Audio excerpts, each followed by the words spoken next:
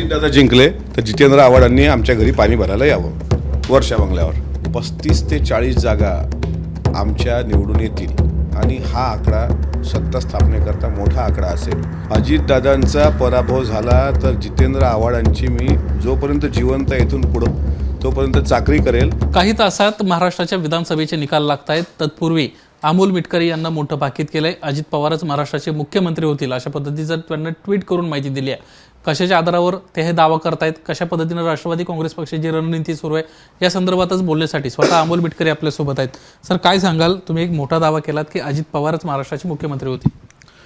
असं आहे की राष्ट्रवादी काँग्रेस पक्षाने ज्या ठिकाणी निवडणूक लढवली त्यामध्ये एकूण सदस्य 56, त्यात 2 ठिकाणी मैत्रीपूर्ण लढत, उरलेल्या 54 ठिकाणी सरळ फाईट आहे.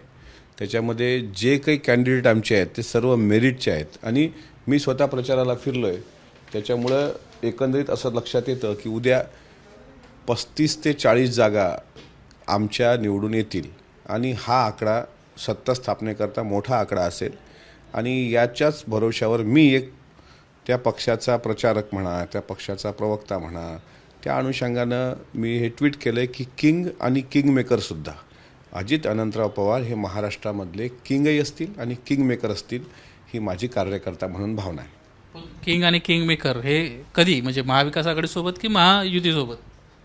उद्या दुपारपर्यंत मतदानाचं चित्र स्पष्ट होईल. आम्ही महायुतीसोबतच निवडणुका लढवलेल्या आहेत आणि अजितदादा जो निर्णय घेतील त्या निर्णयाला राष्ट्रवादी काँग्रेस पक्षाचा प्रत्येक कार्यकर्ता बांधील आहे. म्हणजे अजित पवार वेगळा निर्णय घेऊ शकतात असं काही कुठेतरी सुतवाच करायचे तुम्हाला? असं तुम्ही म्हणताय, पण मी तुम्हाला उत्तरात असं सांगितलं की अजितदादा जो निर्णय घेतील उद्या 1 वाजल्यानंतर सर्व चित्र स्पष्ट होणार आणि महाराष्ट्रामध्ये एक जे चांगलं सरकार स्थापन होईल त्यामध्ये राष्ट्रवादी काँग्रेस पक्षाचा खूप महत्त्वाचा रोल असेल. हा प्रश्न विचारण्याचं कारण असं होतं, संजय शिरसाट असं म्हणतात की अजित पवार शरद पवार एकनाथ शिंदेसोबत देखील जाऊ शकतात. मग अजित पवार वेगळा का निर्णय घेऊ शकत नाही?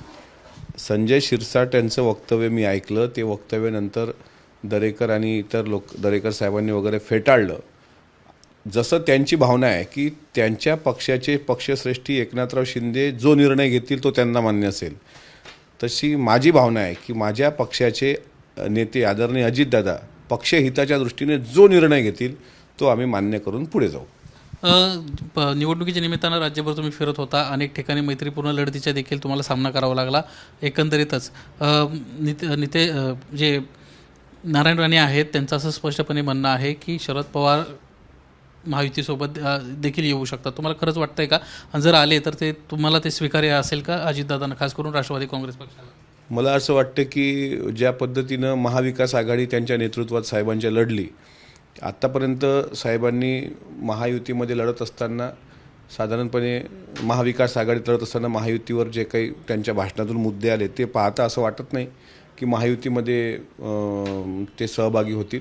पण राणे साहेबांचा अनुभव जुना आहे, पवार साहेबांबद्दल त्यांना जास्त अनुभव आहे, त्यामुळे त्यांनी जर तसं भाकीत केलं असेल तर तसं घडू पण शकतं.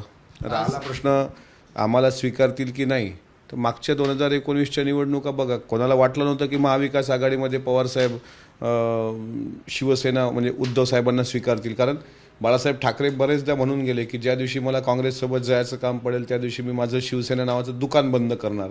किंवा आज संजय शिरसाट बोलून गेले. मग 2019ला काँग्रेस आणि शिवसेनेला सोबत घेऊन पवारसाहेबांनी सत्ता सरकार स्थापन केलं. तर उद्या दुपारी एकदा निकालाचे आकडे येऊ द्या. 40च्या आत जर तुतारी राहिली तर मग शंकाच आहे. 40च्या वर जर गेली तर नारायण राणे साहेब म्हणतात त्या पद्धतीनं भाकीत कदाचित ठरू शकतं. आज शरद पवारांची त्यांच्या पक्षाची देखील मिटिंग झाली. त्याच्यामध्ये त्यांना पूर्णपणे आपल्या सगळ्या उमेदवारांना विश्वास दिला.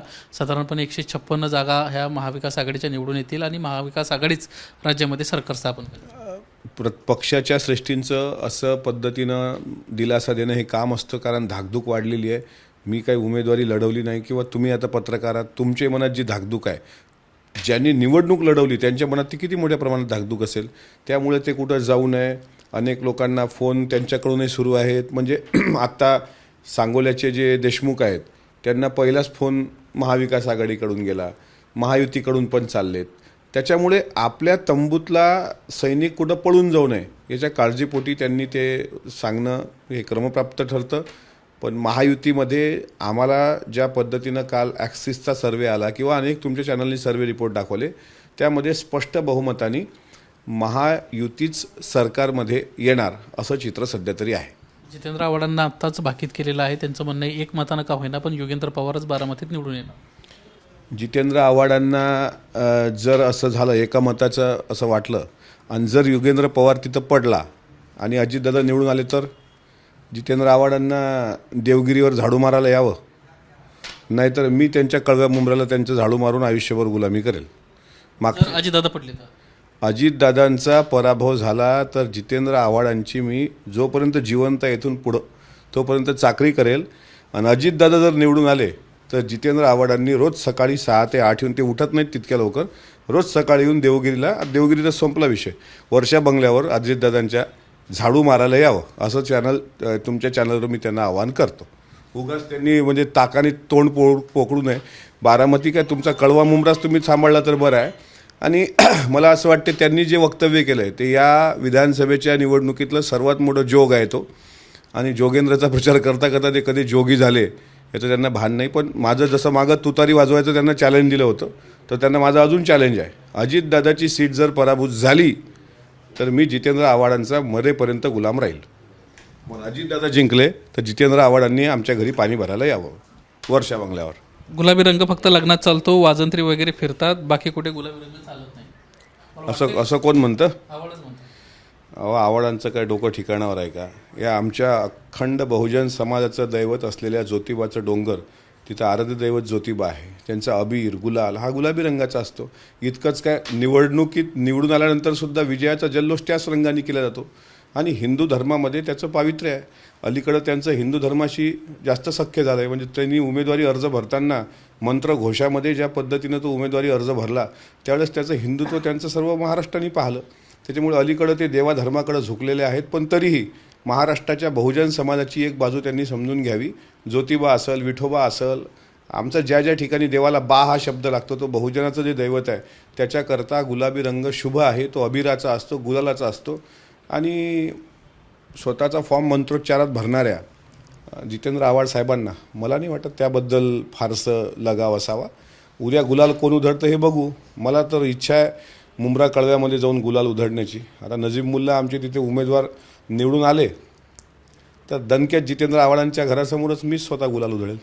शेवटचा प्रश्न, गुलाबी रंगाचा विषय निघाला. गुलाबी रंग म्हटलं की तुमच्या जी PR कंपनी होती त्याची खूप चर्चा सध्या महाराष्ट्रात होती. काय तुमची प्रतिक्रिया त्यांच्याबद्दल, ज्या पद्धतीनं महाराष्ट्रामध्ये त्यांना प्रचार केला? अजित पवार गुलाबी रंगाचं कोड घालत होते, महाराष्ट्रात सगळीकडे गुलाबी रंगाचं वातावरण होतं. आता तेच जायंट किलर तो रंग ठरणार आहे. तुम्हाला सांगू का की महासन्मान यात्रेच्या माध्यमातून पिंक थोडासा रंग तुम्हाला महाराष्ट्रात आलेला दिसला. म्हणजे बलूनपासून अगदी जॅकेटपर्यंत सगळं, स्टेजसुद्धा गुलाबी असायचं आणि ते लोकांना अपील झालं. आणि म्हणून महिला मतदारांचा जो टक्का या निवडणुकीत तुम्हाला वाढलेला दिसला ते त्याचंच एक फळ आहे. त्याच्यामुळं ज्यांनी ते सर्वे रिपोर्ट्स वगैरे त्यांचे सर्वे रिपोर्ट्स सांगत आहेत आणि उद्या निकालानंतर मी त्यांना व्यक्तिशः भेटून पुष्पगुच्छ देणार आहे. धन्यवाद आमच्याशी बातचीत केल्याबद्दल. एकंदरीतच अमोल मिटकरी यांना विश्वास व्यक्त केला आहे. महाराष्ट्राचे मुख्यमंत्री म्हणून अजित पवारच शपथ घेतील. कॅमेरामन विजय देसाईसह निलेश बुधावले, ABP माझा, मुंबई. ABP माझा, उघडा डोळे बघा नीट.